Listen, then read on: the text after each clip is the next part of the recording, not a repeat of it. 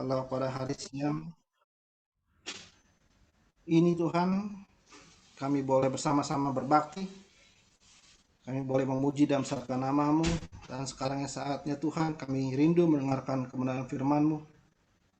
Pakailah lidah bibir hamba-Mu untuk menyatakan kebenaran-Mu, sehingga kami mengerti apa isi hati-Mu, sehingga kami tahu apa yang harus kami lakukan dalam kehidupan kami, sehingga setiap kehidupan kami bisa memuliakan nama-Mu. Dalam nama Tuhan Yesus, kami siap mendengarkan kebenaran firman-Mu. Amin. Ya. Saya akan menyampaikan kebenaran firman Tuhan. Kita akan sama-sama belajar tentang judulnya, mungkin udah kita lihat ya sebelumnya.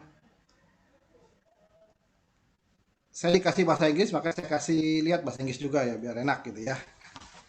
Doing for God or being with God, atau bahasa Indonesianya kegiatan bagi Allah atau kebersamaan dengan Allah. Mana yang lebih penting? Atau dua-dua sama penting? Kita akan sama-sama belajar. Today's work value. Saya nggak tahu rekan-rekan Youth Hero ini semua sudah kerja atau masih kuliah atau ada yang usaha. Tapi saat-saat ini kalau kita lihat value dalam pekerjaan kita, dalam usaha kita selalu adalah being produktif. Atau juga getting things done. Apapun yang kita kerjakan dengan maksimal, selesai. Itu jadi prioritas besar kita, prioritas paling utama kita. Itu bagus kalau dalam dunia pekerjaan, dalam kuliah, dalam usaha. Tapi kadang-kadang work value itu terkontaminasi, istilahnya terpengaruh. Kenapa? Oleh ego kita. Kenapa kita bekerja dengan produktif 8 jam kerja sehari secara online atau onsite, semua apa? Demi ego kita mungkin. Supaya apa? Supaya kita dinilai lebih, atau supaya power, supaya kita dapat pengaruh, nggak cuma menjadi staff tapi bisa naik tingkat, naik pangkat gitu. Atau supaya kita dapat approval, dapat persetujuan. Ujung dari persetujuan itu apa? Dapat pujian bisa, dapat bonus bisa, dapat penghargaan, apapun itu. Dan seringkali work value kita apa ya? Wrong ideas of success. Kita sukses semua apa? Supaya diri kita. Padahal kita belajar bahwa apapun yang kita lakukan semua harus memuliakan nama Tuhan. Minggu lalu kita belajar tidak ada sekuler, tidak ada yang sakral. Semuanya sama. Kadang-kadang kita anggap sukses di kuliah kita, sukses di usaha kita, sukses dalam pekerjaan kita, ego kita, supaya nama kita besar. Padahal ujungnya apa? Nama Tuhan dimuliakan. Juga kadang-kadang dalam pekerjaan, usaha atau kuliah kita ada mistaken belief. Dan kita nggak boleh salah, nggak boleh gagal. Menjadi perfeksionis, selalu harus benar. Problemnya adalah work value itu kadang-kadang mempengaruhi kita di gereja, dalam kehidupan rohani kita. Seringkali membuat kalau kita melayani Tuhan, doing for God, melakukan pelayanan, supaya apa? Supaya dilihat orang, supaya diterima orang, supaya dihargai orang, dinilai, wah dia kerja sukses, pelayanan sukses, diberkati orang, Tuhan pakai. Kita nggak boleh lihat value seperti itu. Jangan sampai seperti itu maksudnya. Kita belajar dari satu cerita. Kita lihat. Lukas 10 ayat 38 sampai 42 saya bacakan. Ini tentang Marta dan Maria atau Maria dan Marta. Saya bacakan. Ketika Yesus dan murid-muridnya dalam perjalanan, tibalah Yesus di sebuah kampung. Seorang perempuan yang bernama Marta menerima dia di rumahnya. Perempuan itu mempunyai seorang saudara bernama Maria. Maria ini duduk dekat kaki Tuhan dan terus mendengarkan perkataannya. Sedang Marta sibuk sekali melayani. Ia mendekati Yesus dan berkata, Tuhan, tidakkah engkau peduli bahwa saudaraku, Maria, membiarkan aku, Marta, melayani seorang diri? Suruhlah dia membantu aku. Tapi Tuhan menjawab, Marta, Marta, engkau khawatir dan menyusahkan diri dengan banyak perkara. Tetapi hanya satu yang perlu. Maria telah memilih bagian yang terbaik yang tidak akan diambil daripadanya. Kalau rekan-rekan Ero lihat yang warna hijau itu semua tentang Marta. Saya simpulkan begini ya, saya lihat gini. Marta menerima Yesus dan murid-muridnya di rumahnya. Marta sibuk melayani. Biasanya kan kalau orang datang bertamu, sediain minum, sediain makan. Marta melayani seorang diri, tidak dibantu oleh Maria adiknya. Marta khawatir dan menyusahkan diri dengan banyak perkara. Dia takut tamunya, biasanya kalau tamu kan supaya istilahnya senang gitu ya. Kalau teman datang ke rumah kita kasih apa? Kita kasih minum, kita kasih snack, seperti itu. Apakah salah? Kita lihat di bagian berikutnya. Ini pasal yang sama, cerita yang sama, tapi saya kasih warna hijau bagian yang Maria saja. Maria ini duduk dekat kaki Tuhan dan terus mendengarkan perkataannya. Ayat 42, Maria telah memilih bagian yang terbaik yang tidak akan diambil daripadanya. Kita lihat kontrasnya ya. Maria, sejak Tuhan Yesus dan murid-muridnya datang, dia duduk dekat kaki Yesus dan mendengarkan perkataannya. Maria telah memilih bagian yang terbaik yang tidak akan diambil daripadanya.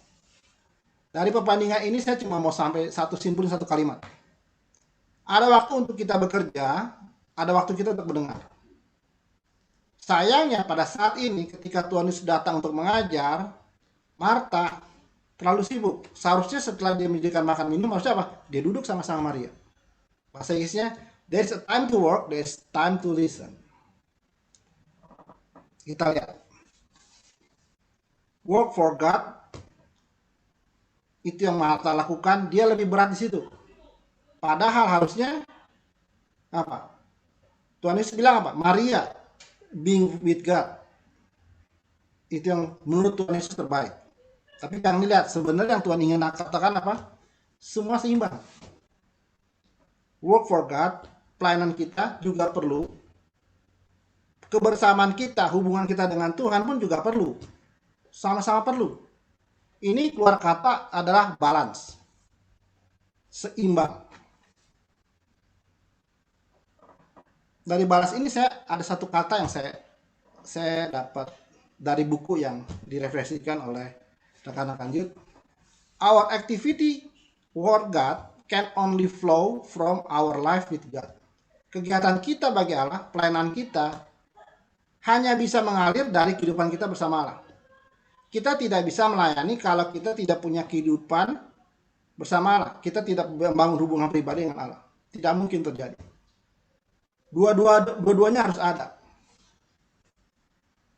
Kalau kita mulai contohnya, Tuhan Yesus. Markus 1 ayat 33 sampai 38 ini bercerita tentang aktivitas Tuhan Yesus. Saya bacakan. Dan teman-teman perhatikan yang warna hijau ya.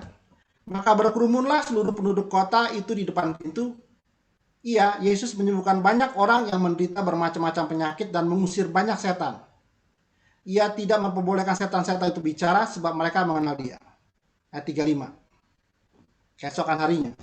Pagi-pagi benar, waktu hari masih gelap, Yesus bangun dan pergi keluar. Ia pergi ke tempat yang sunyi dan berdoa di sana. Tetapi Simon dan kawan-kawannya menyusul dia. Waktu menemukan dia, mereka berkata, semua orang mencari engkau. Jawab Yesus, marilah kita pergi ke tempat lain, ke kota-kota yang berdekatan supaya di sana juga aku memberitakan Injil, karena untuk itu aku telah datang. Ayat 39, lalu pergilah Yesus ke seluruh Galilea memberitakan Injil dalam rumah-rumah ibadat mereka dan mengusir setan-setan. Kita lihat di ayat 34, Yesus menyembuhkan, Yesus mengusir. Hari berganti, pagi-pagi Tuhan Yesus sudah menyediakan apa? Menyediakan waktu khusus di tempat sunyi, tidak diganggu oleh murid-muridnya, tidak diganggu oleh orang lain.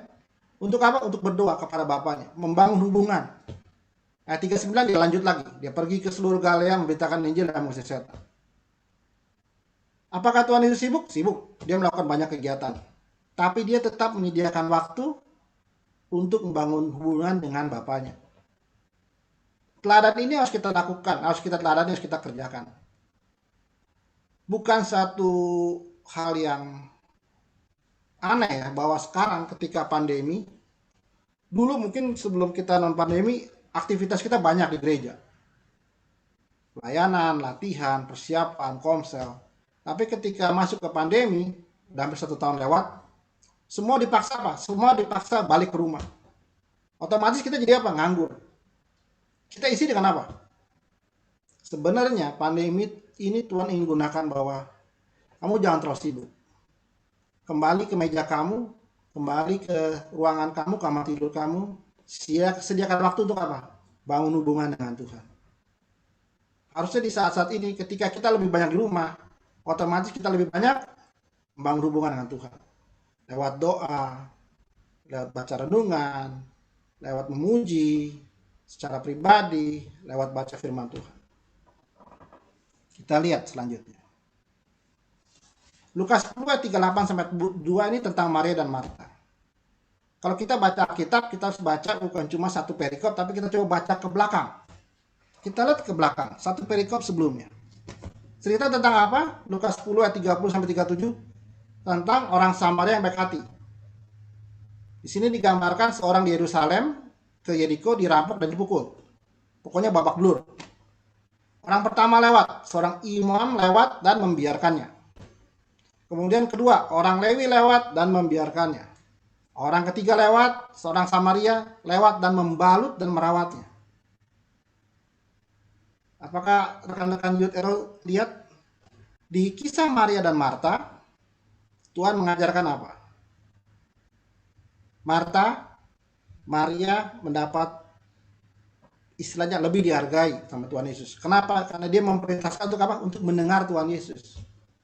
Mendengar Tuhan Yesus mengajar. Di Lukas, di cerita Maria dan Marta digambarkan keseimbangan. Di cerita orang Samaria dan Bakar, Tuhan Yesus kasih gambar lain. Seorang imam, orang Lewi, apa kurangnya mereka? Mereka baca Taurat. Istilahnya, mereka apa? Selalu ada di bait Allah. Membangun hubungan dengan Allah. Walaupun mungkin kadang-kadang mereka agak munafik ya. Mencoba supaya ketika mereka melakukan itu supaya dikenal orang. Tapi prinsip hidupnya orang imam dan Lewi apa? Mereka baca Taurat, mencoba berdekat, mengerti Allah, membangun hubungan dengan Allah. Tapi apa yang mereka lakukan? Lewat dan membiarkan. Lewat dan membiarkan. Tapi seorang Samaria, dia melakukan apa? Doing for God. Dengan apa? Membalut dan merawat orang yang dirampok dan dipukul. Tuhan Yesus mau kasih lihat kontras nih dalam buat cerita ini. Di Maria dan Marta, Tuhan Yesus bilang, lihat Maria, bagaimana dia menyediakan waktu khusus untuk mendengar Tuhan Yesus mengajar. Di orang Samaria, Tuhan Yesus kasih lihat, jangan cuma kamu belajar Taurat, jangan cuma kamu berdiam di bait Allah, kamu juga harus melakukan doing for God, yaitu membalut, merawat, melayani orang lain. Sebenarnya kenapa Tuhan Yesus kasih buat cerita ini?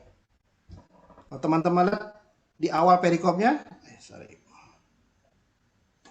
ternyata ada pertanyaan dari orang-orang pemuka agama. Perbuatan apa sehingga mereka bisa memperoleh hidup kekal? Jawabannya teman-teman tahu. Kasihlah Allah dengan segenap hati, jiwa, kekuatan, dan akal budi, dan kasihlah sesamamu manusia seperti dirimu sendiri. Lukas 10 ayat 25-29 ini Tuhan kasih gambar kontras di cerita orang Samaria dan baik hati dan cerita Maria dan Marta. Artinya apa? Tuhan ingin seimbang ketika kita mengasihi Allah, membangun hubungan dengan Allah, berdoa, membaca renungan, baca firman Tuhan. Tapi kita juga harus mengasihi sesama kita, melayani sesama kita. Itu yang Tuhan inginkan. Nah, kita lihat berikutnya. Ternyata setelah cerita Maria dan Marta, apa yang ada? Ada cerita apa? Lukas 11 ayat 1-13 tentang berdoa. Di situ ada apa? Versi doa Bapa Kami yang ada di Lukas. Saya sedikit gambarin, saya nggak akan digambarkan lebih banyak tentang doa Bapa Kami, tapi saya kasih gambaran apa yang kita pelajari di doa Bapa Kami. Doa Bapa Kami ada 7 hal yang kita belajar.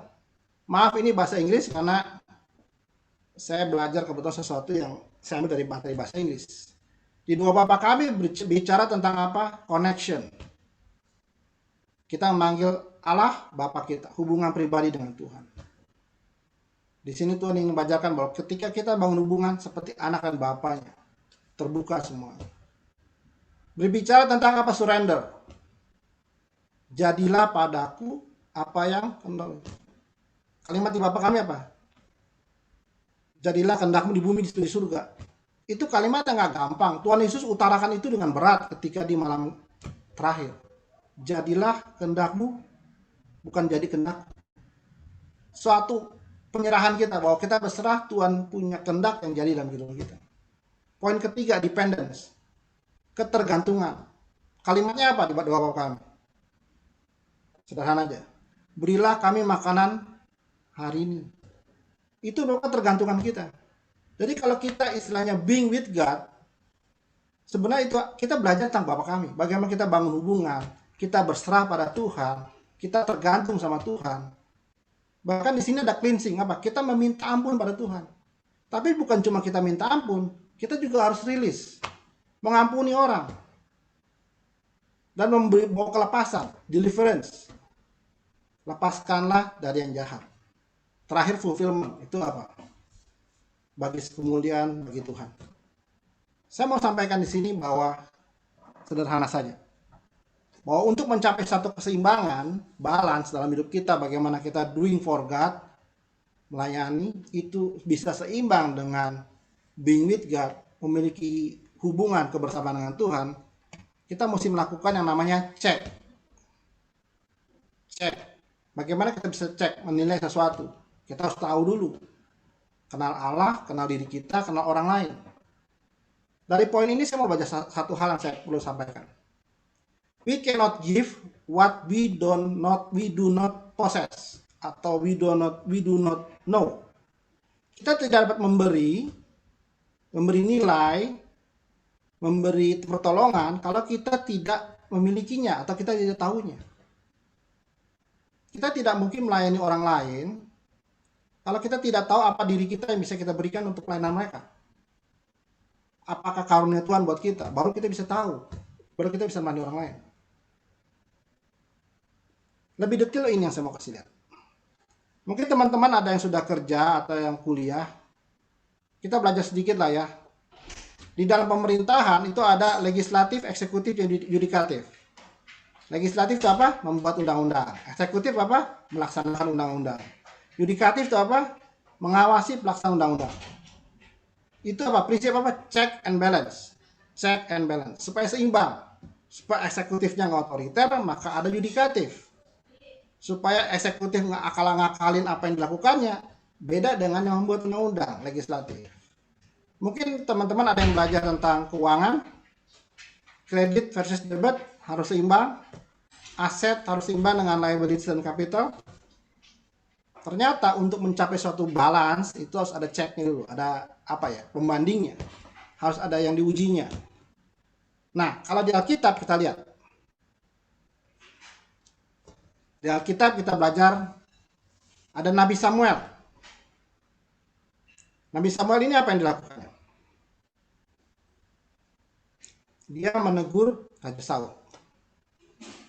Ketika Saul jauh dari Tuhan, dia tegur. Nabi Nathan, apa? Dia menegur. Begitu juga di nabi-nabi selanjutnya, di Yesaya, Yeremia, Yeskiel. Mereka itu yang istilahnya check and balance gitu. Ketika raja melakukan hal yang jauh dari Tuhan, melakukan pelanggaran, nabi bicara. Setelah dari pembuangan, ada Ezra. Ezra itu imam. Nehemia itu apa? Gubernur. Check and balance. Jangan sampai Nehemia melakukan satu hal yang salah, Ezra sampaikan. Ini loh firman Tuhan. Perjanjian baru juga begitu. Kita lihat ketika Raja Herodes mau tahu tentang Alkitab, yang dipanggil apa? Imam-imam. Kalau saat sekarang bagaimana? Yang kiri semua, Nabi Samuel, Nabi Nathan, nabi-nabi di perjanjian lama, Ezra, itu bicara tentang apa? Itu bicara tentang firman Tuhan. Mereka yang menyampaikan perkataan firman Tuhan. Sekarang kita udah punya firman Tuhan, Alkitab yang ada di rumah kita, mungkin ada di handphone kita atau dalam bentuk kitab buku. Itulah yang membuat apa ya, panduan kita, cek apa kita udah seimbang dalam kehidupan kita dengan Tuhan. Makanya ada ayat ini. 2 Korintus 13 ayat 5. Ujilah dirimu sendiri, apakah kamu tetap tegak di dalam iman? Selidikilah dirimu. Apakah kamu tidak yakin akan dirimu bahwa Kristus Yesus ada di dalam dirimu, diri kamu. Sebab jika demikian kamu tidak tahan uji. Lihat yang hijau. Uji dirimu, selidiki dirimu. Apakah Kristus Yesus ada di hatimu?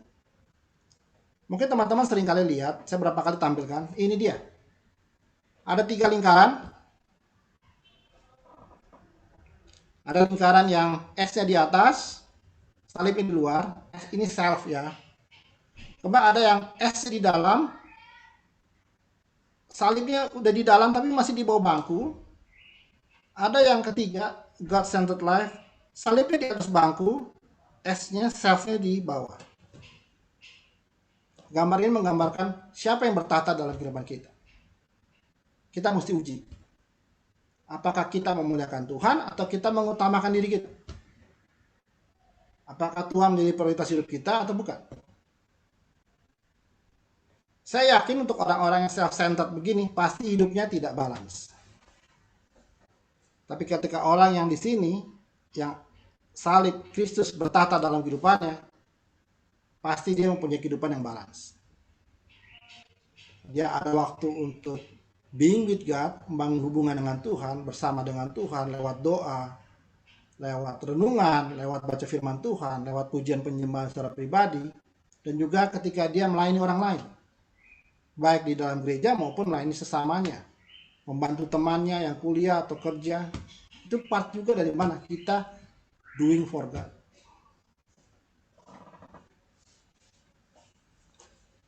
Dari firman Tuhan hari ini kita belajar pertama kata balance, seimbang. Jadi yang dari pertama kita, mungkin teman-teman lihat ya, doing for God or being with God.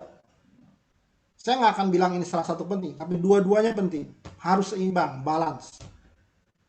Melakukan segala sesuatu untuk Tuhan, tapi juga being with God, bersama Tuhan, memiliki koneksi hubungan pribadi dengan Tuhan. Kenapa kita perlu balance? Kita lihat kalimat di hijau di bawah. Our activity for God can only flow from our life with God. Kegiatan kita bagi Allah, pelayanan kita melayani orang, melayani sesama, hanya bisa mengalir, hanya bisa dilakukan kalau kita hidup bersama Allah. Kita punya hubungan pribadi dengan Tuhan. Itu yang kita pelajari hari ini, poin pertama. Poin berikutnya yang kita pelajari adalah cek. Bagaimana kita bisa balance? Kita belajar dari apa yang tadi saya gambarkan, prinsip check and balance.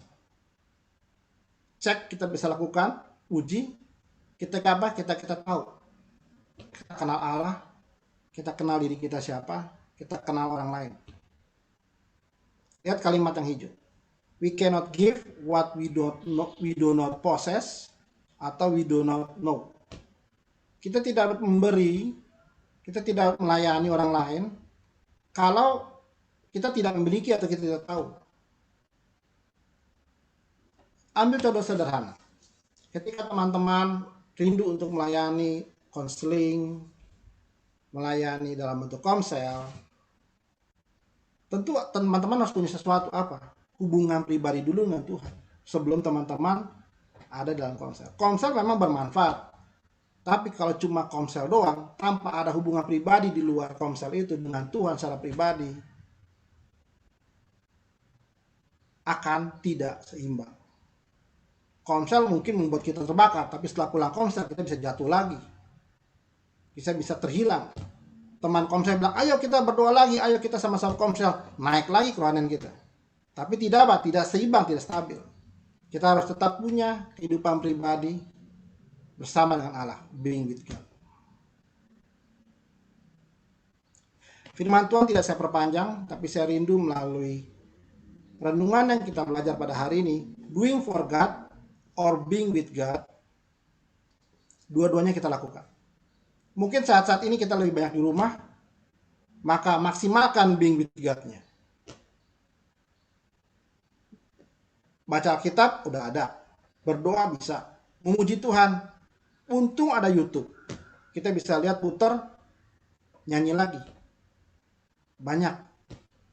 Being with God saat ini banyak dimudahkan dengan teknologi. Tapi jangan menjadi orang Lewi dan orang Tadi siapa? Orang Lewi dan orang imam. Ada orang yang butuh pelayanan, lewat. Kita harus juga doing for God. Melayani teman-teman kita, teman kerja kita, teman usaha kita, teman kampus kita. Kalau mereka butuh sesuatu, punyalah hati yang belas kasihan. Tuhan bukakan kita untuk melayani teman-teman kita. Firman Tuhan tidak saya perpanjang. Biarlah firman Tuhan pada hari ini bisa menjadi berkat buat teman-teman sekalian. Mari kita berdoa. Bapa dalam surga, terima kasih untuk saat ini kami boleh bersama-sama belajar bagaimana kami mempunyai kehidupan yang seimbang antara doing for God dan being with God. Kami rindu Engkau membentuk kami, merubah hati kami, sehingga kami selalu memiliki hidup yang seimbang, di mana kami membangun kehidupan pribadi dengan Tuhan, dengan waktu-waktu yang telah kami sediakan baik pagi maupun siang atau malam. Karena kami tahu kami hanya bisa melayani kalau kami punya kehidupan pribadi dengan Tuhan. Kami hanya bisa memberikan pada orang lain ketika Tuhan mengisi kami. Kalau saat ini kehidupan kami seperti gelas kosong, Tuhan, kami rindu Engkau mengisi penuh kami, sehingga gelas kehidupan kami bisa luber, bisa menjadi berkat buat orang lain. Terima kasih Tuhan Yesus untuk saat ini kami boleh belajar. Biarlah firman Tuhan ini menjadi rema, menjadi pesan yang pribadi buat kami masing-masing, dan kami dapat lakukan mulai hari besok dan teruskan hari demi hari, sehingga nama-Mu saja dipermuliakan, sehingga kehidupan kami menjadi berkat buat orang lain. Dalam nama Tuhan Yesus kami sudah berdoa. Amin.